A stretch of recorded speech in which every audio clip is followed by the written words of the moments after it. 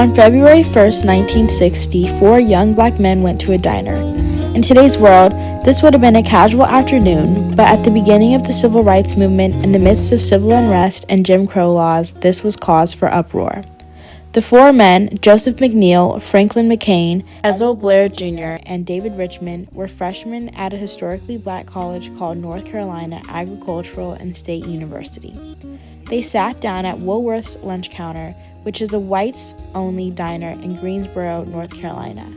Like many diners across the country, Woolworth's was segregated and refused to serve black people.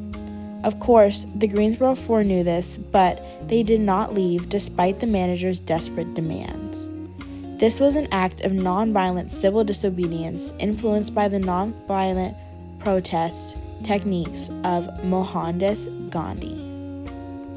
The protest was not spur of the moment. Joseph McNeil was inspired to demand change months before.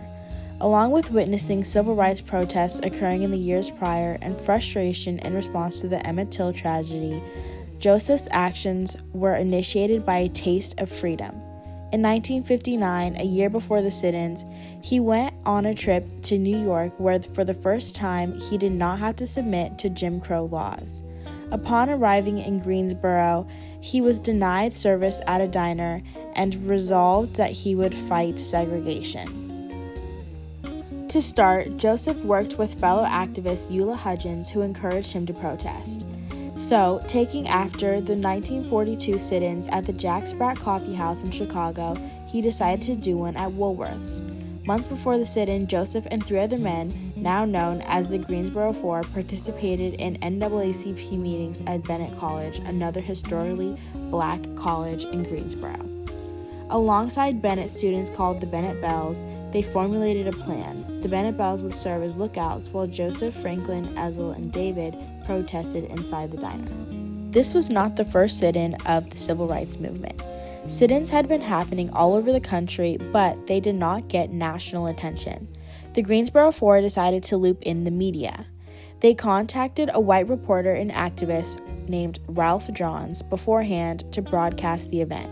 Their plan was successful, and after the first sit-in at Woolworth, the cause quickly gained attention. Students from several colleges in the area participated in daily sit-ins, and some people even drove in from other states to participate. After nearly a week of protests, approximately 1,400 students showed up to demonstrate.